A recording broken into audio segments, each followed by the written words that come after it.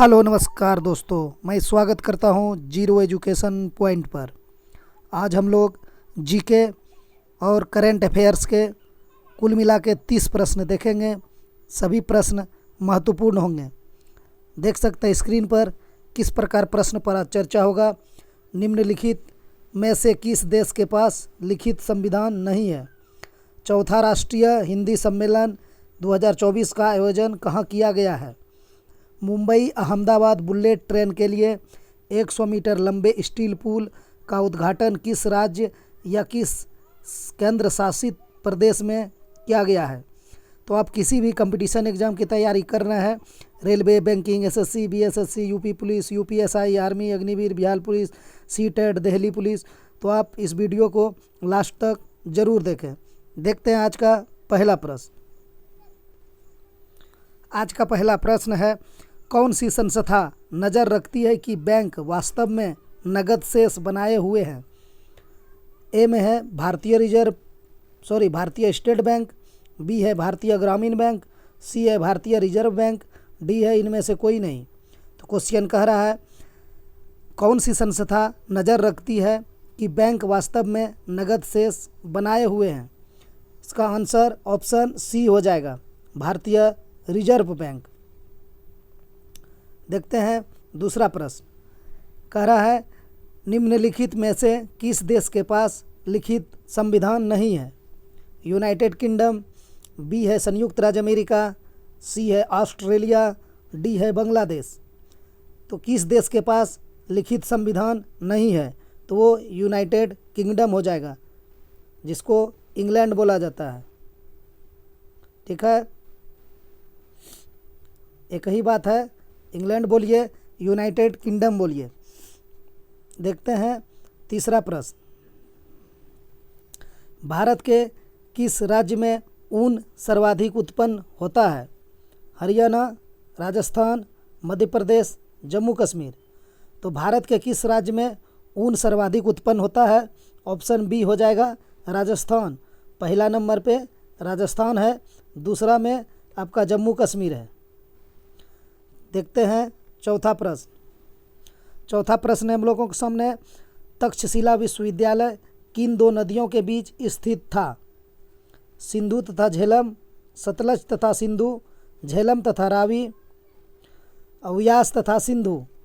तक्षशिला विश्वविद्यालय जो था सिंधु तथा झेलम नदी के बीच स्थित था। ऑप्शन ए सही हो जाएगा, सिंधु तथा Jhelum.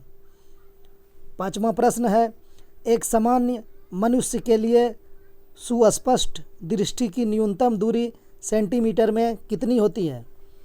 2.5 centimetre, 25 centimetre, 58 centimetre, 60 centimetre.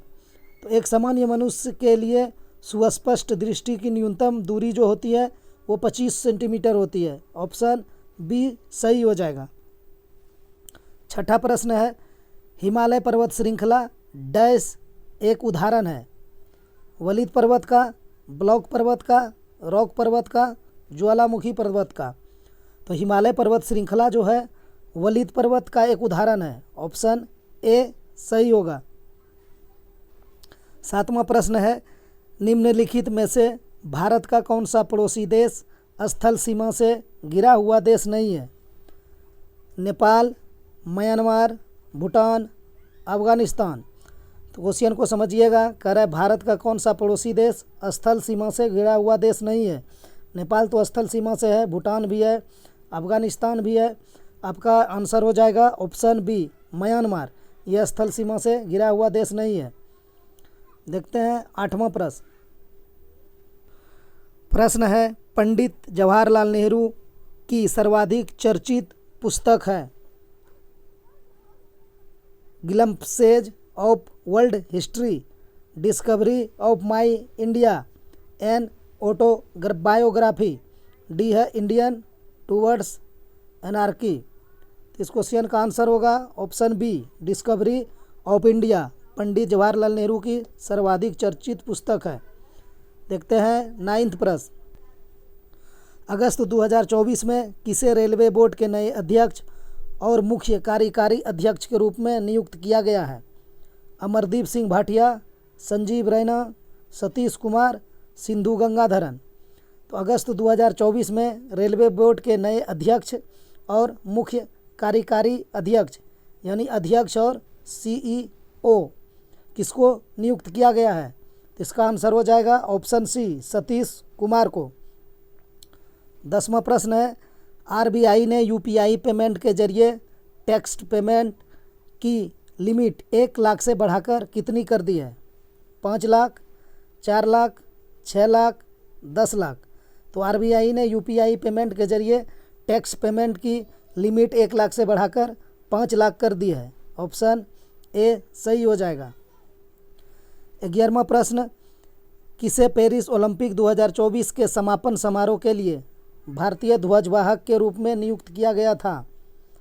ए है मनु भाकर, आपका सी है PR श्रीजेश, बी में है ए और बी दोनों। ये आंसर गलत टाइप हो गया है, यहाँ पर बी है, ये ऑप्शन यहाँ पर रहना था। तो चलिए लिख देते हैं, इस क्वेश्चन का आंसर हो जाएगा आपका ए और सी दोनों। ठीक है, यानी मनु भाकर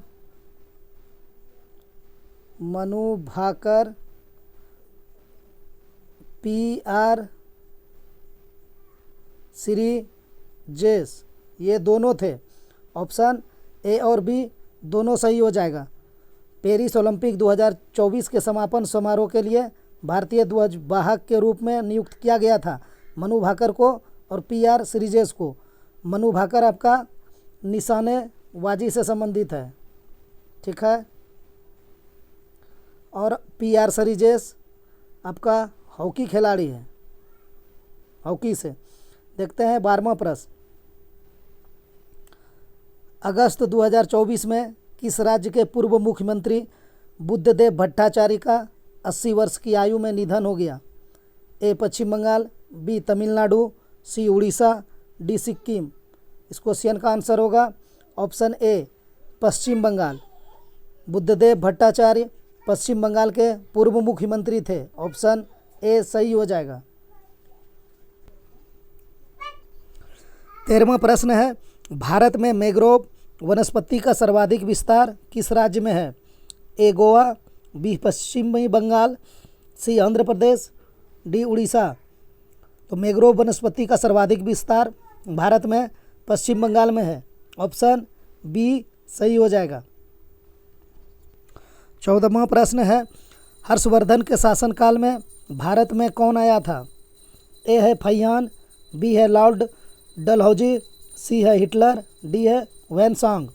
हर्षवर्धन के शासनकाल में भारत में वैनसांग आया था। ऑप्शन डी सही होगा। 15वां प्रश्न है, पाकिस्तान के अधिकार वाले कश्मीर शहर की राजधानी कहाँ है? यानी POK, पाकिस्तान ऑक्युपाइड कश्मीर, वही कह रहा है पाकिस्तान के अधिकार वाले कश्मीर शहर की राजधानी कहाँ है? मुजफ्फराबाद, बालाकोट, श्रीनगर, उरी। तो इस क्वेश्चन का आंसर हो जाएगा ऑप्शन ए मुजफ्फराबाद। 16वां प्रश्न देखते हैं। 16वां प्रश्न है, 3 ओर से भारत का जो राज्य बांग्लादेश से घिरा हुआ है उसका क्या नाम है? ऑप्शन ए असम, बी में है मेघालय, सी है मिजोरम, डी है त्रिपुरा। तो 3 ओर से भारत का राज्य बांग्लादेश से घिरा हुआ है, उसका नाम है आपका त्रिपुरा। ऑप्शन डी सही हो जाएगा। त्रिपुरा है 3 ओर से बांग्लादेश से घिरा हुआ। देखते हैं 17वां प्रश्न है, गांधी सागर बांध निम्नलिखित में किसका भाग है? भाखड़ा नागल परियोजना का, कोसी परियोजना का, दामोदर घाटी परियोजना का, चंबल परियोजना का। तो गांधी सागर बांध जो है चंबल परियोजना का उदाहरण है, यह भाग है। ऑप्शन डी सही हो जाएगा। 18वां प्रश्न है, दक्षिण भारत से उत्तर भारत में भक्ति आंदोलन किसने चलाया? स्वामी विवेकानंद, रामानंद, शंकराचार्य, कबीर। तो दक्षिण भारत से उत्तर भारत में भक्ति आंदोलन जो चलाया था उनका नाम हो जाएगा ऑप्शन बी रामानंद। 19वां प्रश्न, निम्नलिखित में से किस राज्य में कुकी जनजाति मुख्यतः निवास करती है? ऑप्शन ए है Manipur, option B Arunachal Pradesh, option C Nagaland, D में है तमिलनाडु। तो कुकी जनजाति जो है मणिपुर में निवास करती है। ऑप्शन ए सही हो जाएगा। 20वां प्रश्न, भारत का उपराष्ट्रपति किसका पदेन सभापति होता है? ए लोकसभा, बी राज्यसभा, सी विधानसभा, डी विधानमंडल। कह रहा है भारत का उपराष्ट्रपति किसका पदेन सभापति होता है? ऑप्शन बी सही हो जाएगा, राज्यसभा का। 21वां प्रश्न है, संयुक्त राष्ट्र सुरक्षा परिषद के अस्थायी सदस्य देशों का नाम है? भारत, पाकिस्तान, श्रीलंका, अमेरिका, चीन। फ्रांस, रूस, जापान, चीन, भारत। श्रीलंका, बांग्लादेश, फ्रांस, चीन, जापान। संयुक्त राज्य अमेरिका, रूस, यूके, फ्रांस, चीन।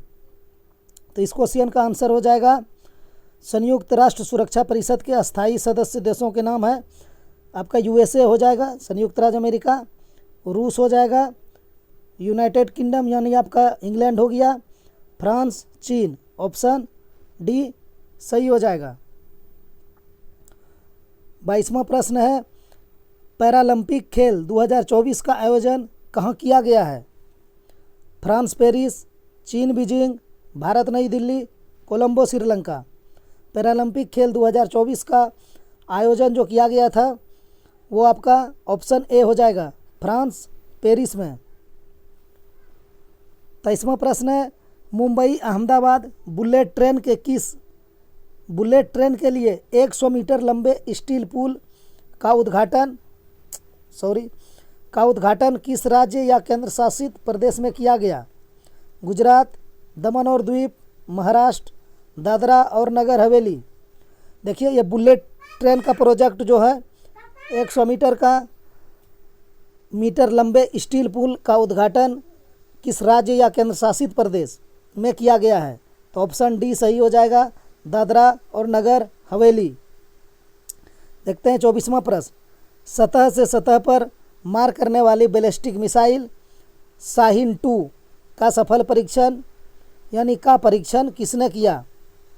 चीन, रूस, पाकिस्तान, श्रीलंका।